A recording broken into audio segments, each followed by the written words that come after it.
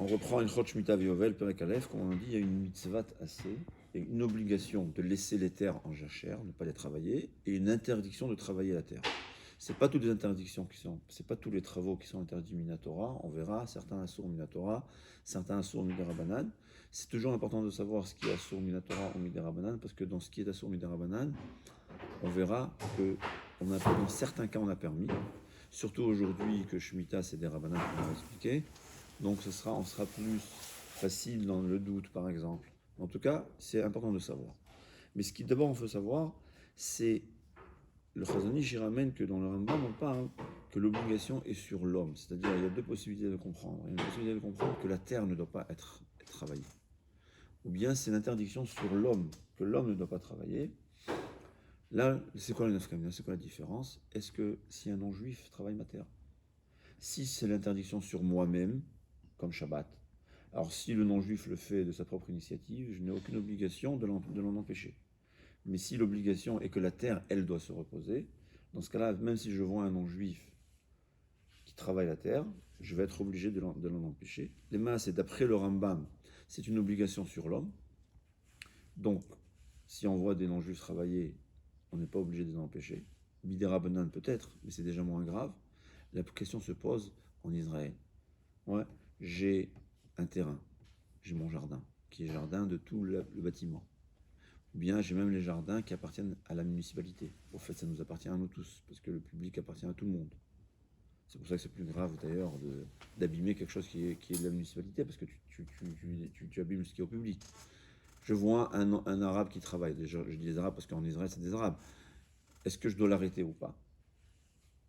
C'est ça la question. Alors d'après le Rambam, c'est pas mon problème. Peut-être que des rabbanan ils ont dit oui, mais en principe c'est pas mon problème. Mais dit le Chazon Ish que d'après Tosfot Rabbeinu Elchanan, c'est un certain Rishon, c'est oui une interdiction, même que c'est faut que ma terre à moi ne sera pas travaillée. Mais là il y a une discussion à savoir, c'est très important à savoir. Est-ce que je peux mettre d'avance une minuterie qui va travailler ma terre, qui va arroser ma terre, qui va mettre des engrais? Parce qu'encore arroser, on verra que le minimum nécessaire pour que la plante ne meure pas, c'est permis. La question se pose quand je vais arroser en grande quantité, ou bien si je veux mettre des engrais ou pas. Là, il y a une grande marque. Le Razonish, le Rav Eliashiv dit que c'est permis. Pourquoi? C'est vrai, même si on pense que la terre doit se reposer, mais elle ne doit pas être travaillée par un homme. Si elle est travaillée par le ciel ou par une machine, il n'y a aucun problème.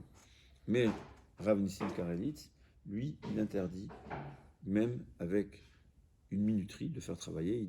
Il dit que c'est pas comme Shabbat. Ça veut dire Rav Eliashiv dit c'est comme Shabbat. Shabbat, on a le droit de mettre une minuterie qui va laisser la lumière s'allumer pendant Shabbat. Oui.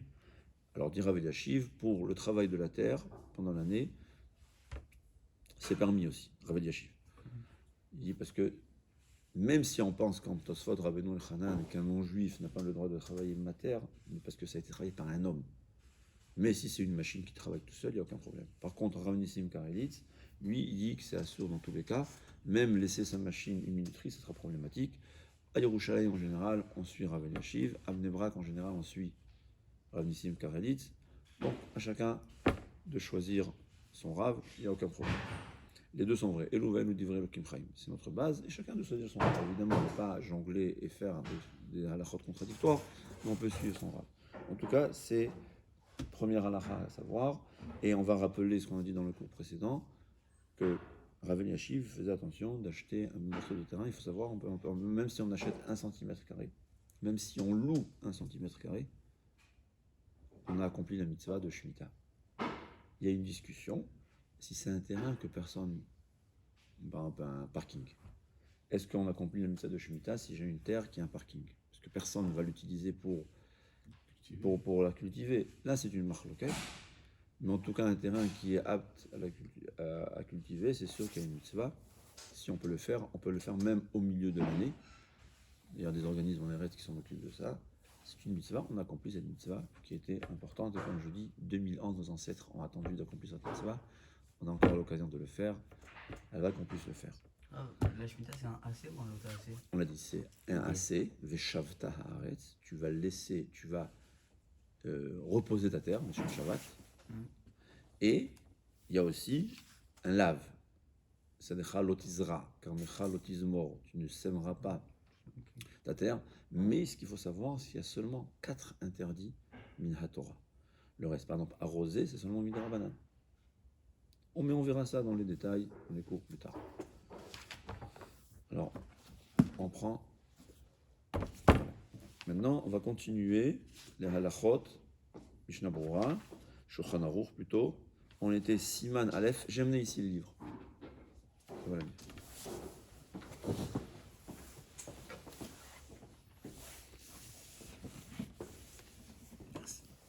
Siman Aleph, on était Saïf Gimel. Raoui lechol yireh shamayim sheyehe motzer vedoeg al churban bet hamikdash. C'est important que quelqu'un qui est yireh shamayim, Siman Aleph, Saïf Gimel, page 5. Non. Pas le même. J'explique là, c'est ce Shulchan Aruch, c'est-à-dire ici, c'est des annotations, c'est rajouté. C'est ça le Shulchan Aruch. Ouais. Alors Saïf, il dit Raoui lechol yireh shamayim. Il est bien, quelqu'un qui est yireh shamayim, de s'appeiner, d'avoir de la peine sur le churban bet hamikdash, c'est ce qu'on appelle au fait tikkun chatzot. Donc des fois on voit que ce n'est pas une obligation. Ouais. Il est bien pour quelqu'un qui est yireh shamayim de le faire. Les mekubalim, ils donnent une grande valeur à ça. C'est ce qu'on appelle tikkun chatzot. Il faut savoir que nos ancêtres en réalité, ils se levaient, l'idéal c'est chatzot. C'est quoi chatzot? Chatzot, c'est exactement le milieu de la nuit. D'après les mekubalim, il faut aller dormir tôt, se réveiller chatzot, puisqu'on appelle minuit, mais c'est pas minuit, c'est au fait la moitié de la journée, c'est quoi? On voit chatzot ayam, c'est facile de savoir le midi de la journée, c'est le moment où le soleil est au zénith, c'est ça? Voilà, quand le soleil est au zénith, 12 heures exactement après, c'est chatzot halayla, bien que c'est pas exact, parce qu'il y a quand même une différence de quelques secondes, ou moins d'une minute, je pense, mais c'est comme ça qu'on calcule les choses. 12 heures exactement, comme ça dit le Mishnah Berurah, après le zénith de la journée, c'est ce qu'on appelle chatzot. D'après la Kabbalah, on dort tôt, on se lève chatzot, là on fait tikkun chatzot.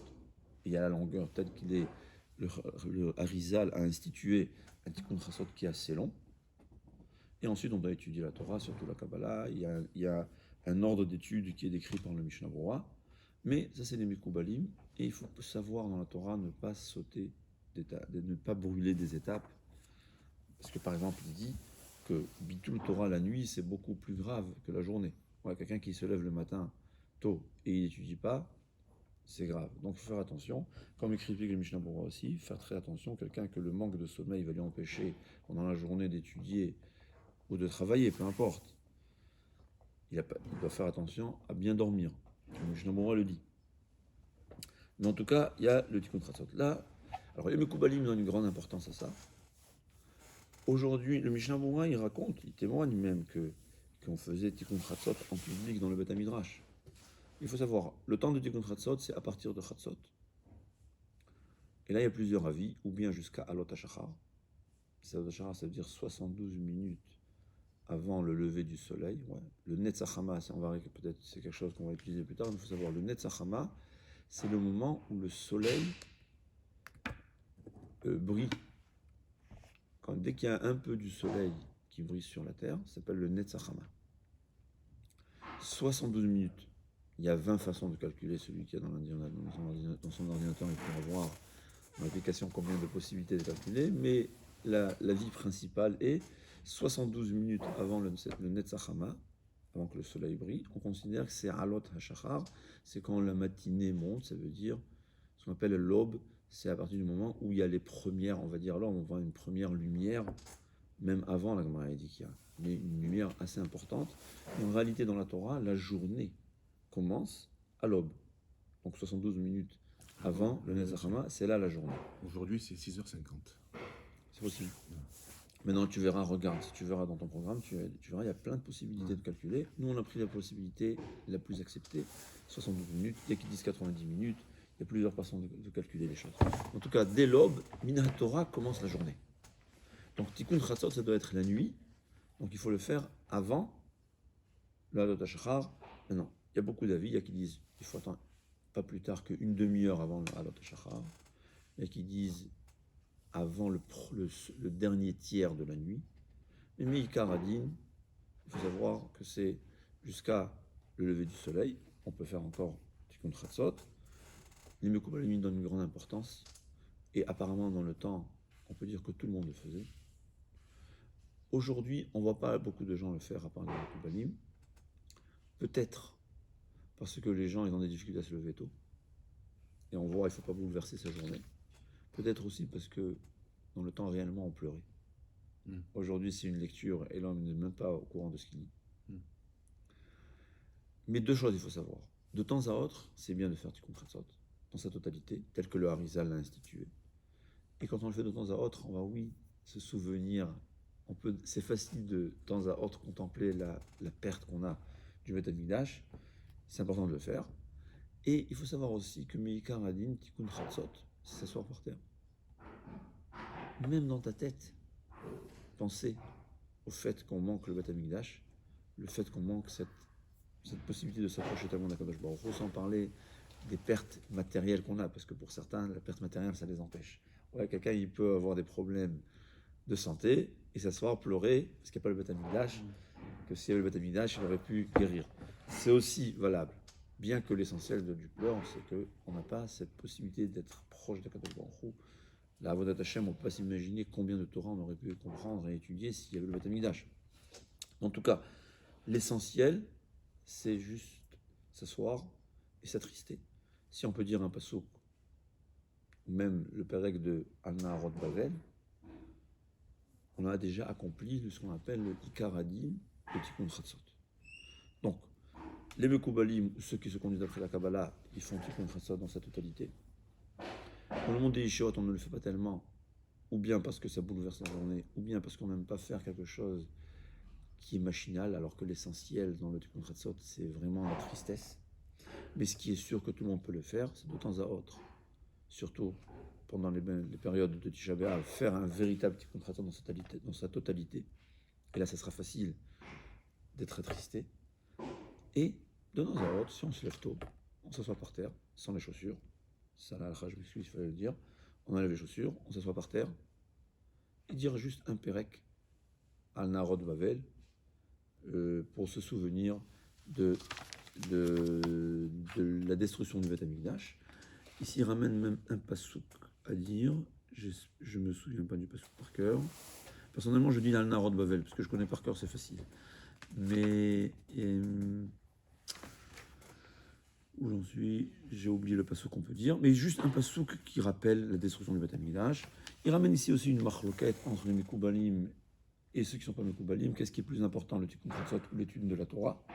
Mais ce qui est sûr, c'est que le minimum de Tikkun Chatzot, d'après tout le monde, c'est aucun problème. Donc c'est des coutumes à suivre, chacun selon sa coutume. Saïf Dalet, Tov me'at betachanonim bechavana, meharbot belo chavana. Étant donné qu'il parle justement de, avant la tfila, il faut faire des tachanonim, des prières.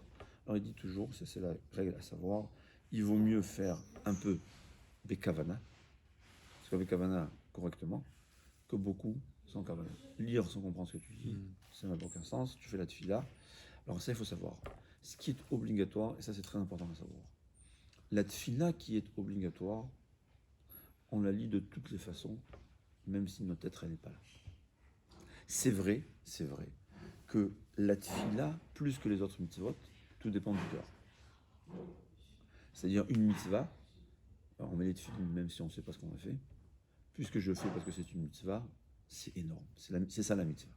Dans la tfila, l'essentiel de la tfila, c'est la kavana. Si on peut dire une mitzvah, l'essentiel de la mitzvah, c'est l'action. La kavana, ça rajoute. L'essentiel, j'ai une voiture, plus le moteur est fort, mieux c'est. Mais tant qu'elle roule, c'est bon. Dans la tfila, l'essentiel, c'est la kavana. C'est pour ça qu'on dit que tfila belo kavana, kegouf beli neshama. La tfila sans kavana, c'est comme un corps sans âme. Au point où, dans le temps que les gens étaient capables de prier avec kavana, quelqu'un qui ne priait sans kavana, ça vaut zéro. Pas besoin de prier, parce que tu fais rien. Est-ce qu'il y a une tfila obligatoire? Rien que le fait de prononcer les sons. Alors, une seconde, je parle à la base, c'est ce que je veux expliquer. Ouais. Donc, dans une tfila, alors puisque la Gemara dit quelqu'un qui faisait une tfila bli kavana, il doit recommencer la tfila. Parce que tfila bli kavana, ça vaut rien, entre guillemets. Mais c'est ce que le Gra dit. C'est pas rien dans ce sens, c'est-à-dire, il donne un exemple, il y a le korban d'un animal, que c'est comme si je me suis sacrifié moi-même. il y a mincha. Mincha, c'est une offrande de farine, qu'on ne peut pas considérer ça comme si la personne s'est offerte à soi-même. Mais ça a aussi une valeur. Alors, disait le Gaon, une tfila sans kavana, c'est pas un korban, c'est pas un sacrifice d'animal, mais c'est à la valeur d'une mincha, d'une offrande de farine. C'est-à-dire, c'est sûr que c'est une mitzvah, c'est la raison pour laquelle aujourd'hui on fait les mitzvot, on fait la tfila, quoi qu'il en soit. Ce qui est obligatoire, il faut toujours le faire. Comme nos sages nous disent, c'est ce que le Briskerov dit, il y a becharbi ou bekashti. La tfila a été comparée à l'épée et à la flèche. C'est quoi la différence? C'est que l'épée, ça coupe, ça tranche. Même un enfant qui a une épée dans sa main, ça coupe. La flèche, il faut la force. Et plus il y a de l'effort, plus ça va faire des dégâts entre guillemets. Mais là, ici, on parle justement des dégâts pour le mal. C'est-à-dire, on va abîmer le mal. Alors, la tfila que Rachamim ont instituée, même si on ne comprend pas ce qu'on dit, c'est comme l'épée. C'est vrai que plus il y a de l'effort, avec une épée, on ne peut pas comparer l'épée dans la main de quelqu'un de faible ou dans la main de quelqu'un de puissant. Mais même l'épée dans une main facile, ça peut faire quelque chose. C'est ça le tfila, le noussar de Chachamim, ça a toujours ses effets. C'est pour ça que j'ai eu des gens qui disent que si tu n'as pas de kavana, alors ça sert à rien. C'est pas vrai, chas v'shalom. Ça sert à rien, c'est un terme, il faut comprendre comment Chachamim parle. C'est un terme, on va dire, on utilise ce terme, mais ça ne veut pas dire que c'est rien. C'est une obligation de faire la tefila, même si je comprends ce qu'il dit. Je lis la Torah, chaque mot de Torah, ou de tefila, que c'est les Anshek de cette Agdola qui ont institué, ça a sa force. Évidemment, plus il y a la kavana, plus cette épée va servir. Par contre, les tfilotes qu'on invente soi-même, alors là, tout dépend du cœur. Et s'il n'y a pas de cœur, c'est rien, parce que tu n'as pas utilisé les mots que Chachamim ont institués. S'il n'y a pas de cœur, ça ne sert à rien. C'est pour ça que c'est comparé à la flèche. Mais donc la tefila qui est obligatoire, il faut tout lire. Ouais. On peut dire de Hodou jusqu'à Alenu Shabear, c'est obligatoire. Tout ce qui est un rajout, qui n'est pas obligatoire, là nous dit le Shulchan Aruch, Tov me'at bekavana, meharbot shelo bekavana. Ouais, je veux lire des Teilim, je ne suis pas obligé de Teilim. J'ai deux possibilités, ou je veux lire les 15 Teilim à la va-vite, sans m'apercevoir de ce que je lis, ou bien je veux lire un Perek, bekavana, en ressentant ce que je dis, je veux lire avec la traduction, comprendre ce que je dis, prier de mon cœur à Kadosh Baruch Hu. Qu'est-ce qui vaut mieux, nous dit le Shulchan Aruch? Il vaut mieux un Perek Bekavana que 10 000 prakim chez le Bekavana. C'est ça la règle à savoir. Donc on parle aussi des Tachanunim. C'est peut-être la raison pour laquelle aussi, on verra qu'aujourd'hui on ne fait pas les korban. Il y a avant ce qu'on fait la tfila, avant Odou. Ouais. Tous les Yiratzon, ce qu'on appelle les korbanot. C'est pas seulement des korbanot, il y a aussi des Tachanunim. De ça, il parle le Shulchan Aruch. Aujourd'hui, il y a beaucoup qui ne le font pas parce que même s'ils vont le faire, ils ne savent même pas ce qu'ils ont vu. Ouais. Donc, alors je dis pas, il y a des gens ils se conduisent d'une autre façon, qui disent de A à Z, ça aussi, ça a une valeur aux yeux d'Akadosh Baruch Hu. Mais pour d'autres personnes, c'est sûr qu'il faut la kavana, un peu avec la kavana, comme beaucoup sans kavana. Comme il dit Echad hamarbe ve'echad hamamait ubilvad she'ekaven libo l'shamayim. La Gemara dit, c'est écrit Reach Nichoach. Ça fait un achadroach HaKadosh Baruch Hu. Quand un juif il offre un taureau d'une tonne, et c'est écrit le même terme, Reach Nichoach, quand un pauvre il amène son offrande de farine. Pour te dire, Echad Hamarbe ve'echad Hamamit. Qu'on fasse un peu, qu'on fasse beaucoup, ça a exactement la même valeur aux yeux d'Akadosh Baruch Hu, ou bilvad chez Kaven Libola Shamayim, évidemment s'il le fait Shem Shamayim. C'est-à-dire, s'il est riche, il va donner une offrande de farine, ça ne sert à rien. C'est parce qu'Hachem lui veut. Mais quand un homme il fait ce qu'il peut, et dans son cœur il dit Hachem c'est ce que je peux, mais j'aurais voulu faire plus, que ce soit un problème, ce qui soit limité physiquement ou mentalement, je n'ai rien à voir, je fais ce que je peux, aux yeux d'Akadosh Baruch Hu, ça a la même valeur.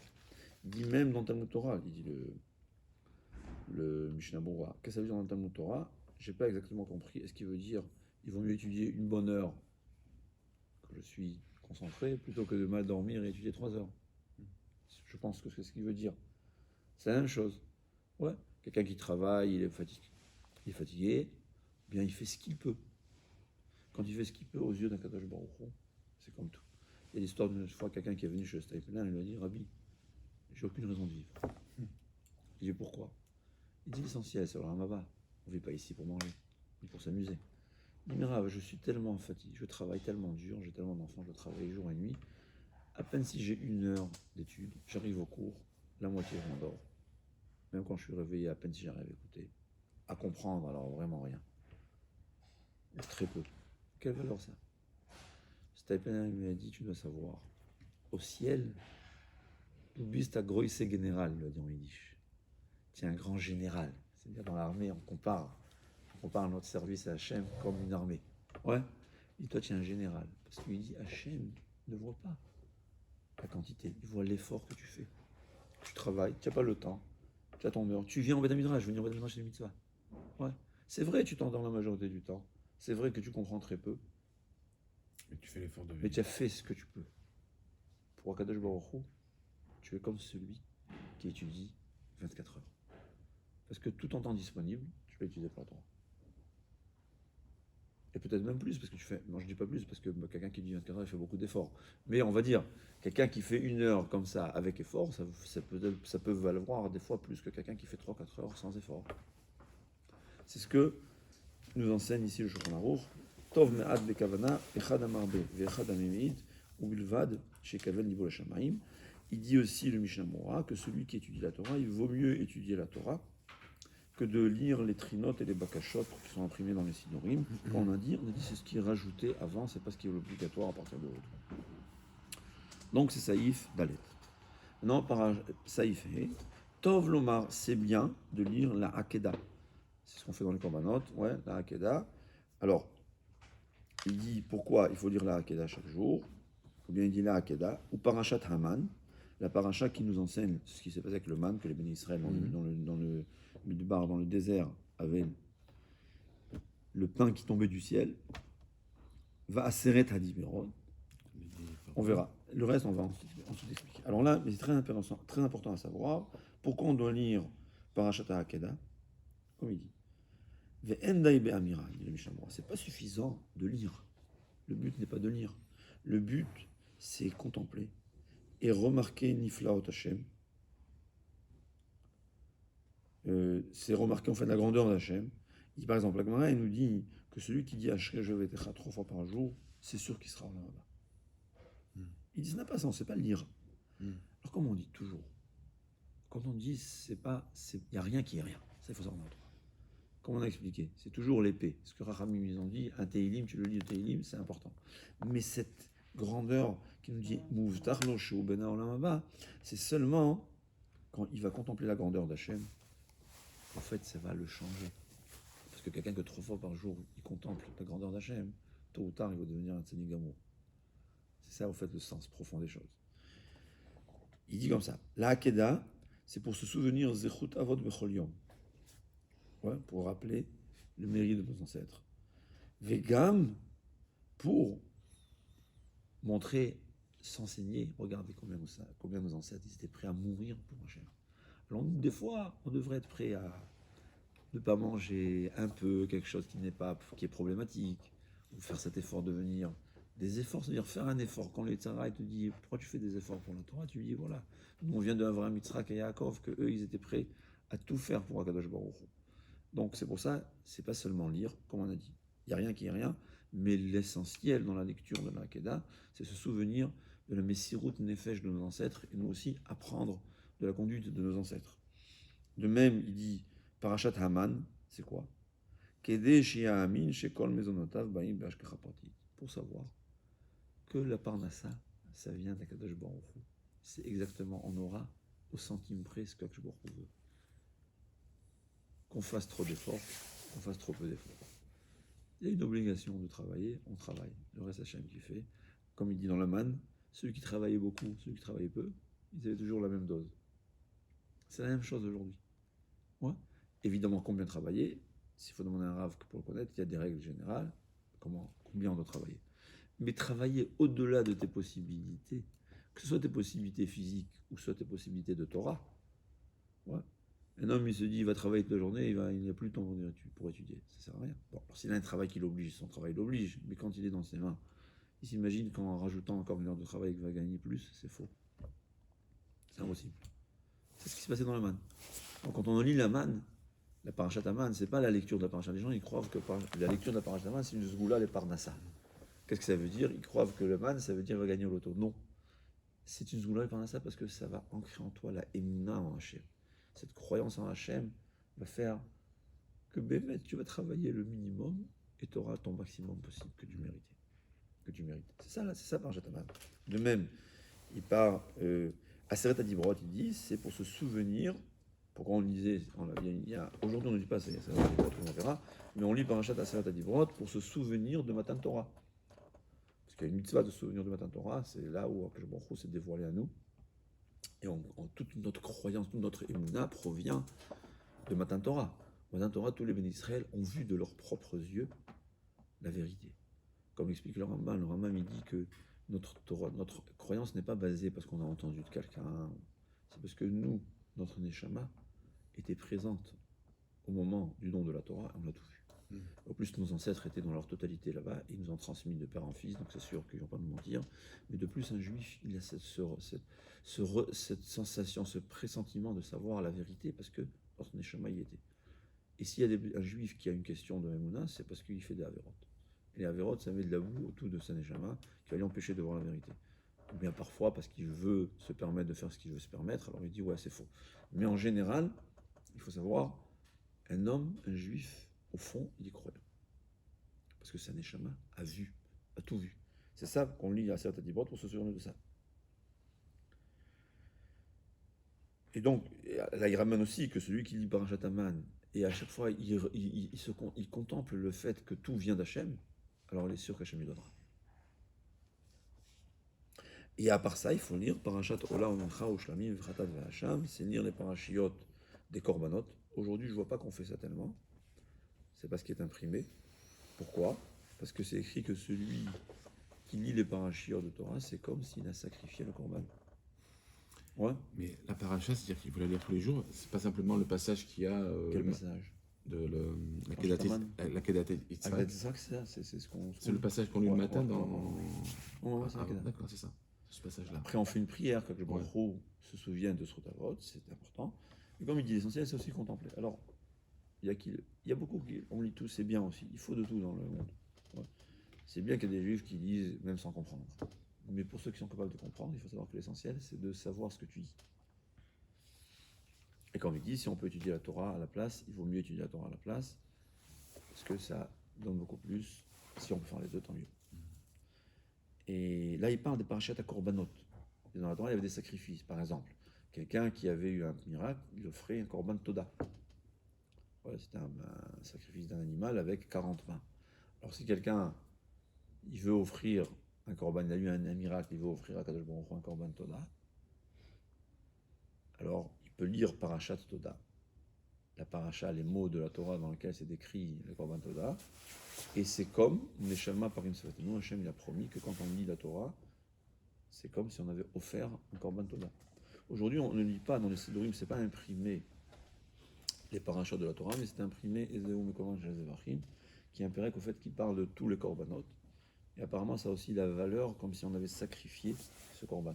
Parce que quand on étudie les halachot d'un korban, c'est comme si on l'a sacrifié. Ishlamim, c'était, vous savez, Ishlamim, c'était un korban, un don. C'est aussi. Il ramène, il faut tout faire, c'est parachat Nesachim. Bon, mais aujourd'hui, on n'a pas ça. Chatat Ve'Hasham, c'est quoi? Là aussi, il ramène une discussion. C'est quand quelqu'un avait fauté par inadvertance, on devait amener un korban pour pardonner, expier sa faute. Alors il dit quelqu'un qui sait qu'il a fauté, il a oublié, il a allumé la lumière Shabbat sans s'apercevoir, il peut lire parachat Chatat, et c'est comme s'il avait sacrifié ce korban. Il ramène ici qu'on a l'habitude aujourd'hui de ne pas lire, il ne faut pas lire Aseret Adibrot en public, parce qu'il y avait des gens qui disaient que la seule Torah que Baruch Hu nous a donnée, c'est la Aseret Adibrot. Alors si on met trop, on marque trop, on met trop l'accent sur la Aseret Adibrot, ils vont dire il n'y a que ça. C'est pour ça qu'on a l'habitude de lire en public. Bon, aujourd'hui, j'ai pas vu que de ça, on lit pas de toute façon la Aseret Adibrot. Là, il dit Parashiot HaKorbanot Lo Yomar Ela Bayom. C'est important à savoir ce qu'on lit avant Odou, puisque ça parle des korbanot. Ouais. Je pense qu'il y a des korbanot à partir de Ata ou Hashem Vakenu Shikrim Avotan Lefanecha. Tout ça, ça remplace les corbanotes. La kétoret, qu'on lit la kétoret, ouais, c'est la kétoret, c'est qu'on lit. Ça veut dire, quand on lit la kétoret, c'est comme si on a sacrifié une kétoret. Donc, il faut lire seulement à partir du moment où on pouvait sacrifier les corbanotes. Les corbanotes, on pouvait les sacrifier seulement quand il faisait jour. Donc, seulement à partir de Halot HaShachar. Mais, si tu n'as pas le temps d'Ilum Mishnah tu peux le lire avant. Là, en hiver, quand ça sera... comprendre que le Halot HaShachar en hiver, en France, il est vers 7 heures. Ouais. Des fois, on ne peut pas. Alors, il dit, tu peux le lire avant. Ça n'a pas exactement la même valeur que quand j'ai lu après. Parce que quand j'ai lu après, c'est comme si j'ai vraiment sacrifié le korban, alors que là, peut-être que non. Mais a priori, il faudra toujours faire les corbanotes, lire les corbanotes après le Halot HaShachar. On va terminer rapidement. Bon, il dit que quand un homme il lit les corbanotes, il doit dire Yehi Ratson, que cette lecture soit valable comme si j'ai offert le korban. Aujourd'hui, quand on est dans les fromachines, dans les tefilot, c'est ce qu'on dit. Yehi Ratson, on le fait comme si on a sacrifié les corbanotes. Il faut savoir ce qui est important ici. Il dit deux choses à savoir, et ça, c'est en réalité le plus important. Parce que tous les autres corbanotes, c'est bien, c'est important. Peut-être ça dépend de quelqu'un qui étudie la Torah à la place ou pas. Mais il y a deux choses que c'est très important. Par exemple, il dit il faut dire le pasuk que chaque fois qu'on lit ce pasuk, que je se souvient de la Kedat Yitzhak. Et le dernier saïf qui dit le Shulchan Aruch, Yesh Noagim Lomar Parashat Akior, Parashat Umat Adeshen. C'était tout, au fait, tout le service qu'avait le Beth Amikdash. Aujourd'hui, dans les Sidurim, je ne vois pas que c'est imprimé. Ve'achar kar Parashat Tamid. Et la Ketoret. Alors la Ketoret, tout le monde le fait. Et le Parashat Tamid, c'est juste le Perek qu'on ramène. Tout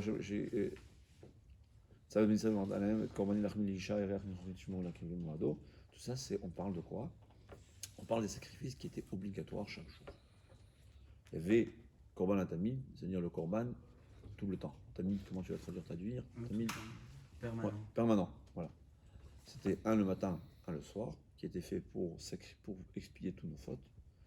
Et là, c'est une obligation en fait. Il y a qui disent que même les femmes, Rabbeinu Yonah dans Brachot, il dit que même les femmes sont obligées de le dire. C'est pas évident, c'est pas tous les avis qui disent qu'on est obligé. Le Shulchan Aruch dit que no hagim, on a l'habitude. Il faut savoir que selon beaucoup de Rishonim, il y a une obligation de lire Parashat HaTamid le matin, au moins. Il y a qui disent même l'après-midi, parce qu'on le faisait 2 fois par jour. Alors il y a qui disent tu le lis au début le matin, c'est comme si tu as fait pour et le matin et l'après-midi, parce que dans la Parasha, on parle des 2 korbanot. Il y a qui disent qu'il faut répéter Mincha, mais au moins, on va dire ce qu'il y a de plus obligatoire dans la tefila avant Hodou, c'est Parashat HaTamid. Ouais, on l'apprend par cœur, ça met 1 minute à le dire, mais parce que selon certains, c'est obligatoire, étant donné que c'est comme si on a sacrifié le Korban HaTamid, qui était l'holocauste obligatoire chaque matin, et donc c'est aussi obligatoire, et qui disent qu'il n'est pas obligatoire parce qu'au fait, le Shmoneh Esrei va remplacer ce Korban.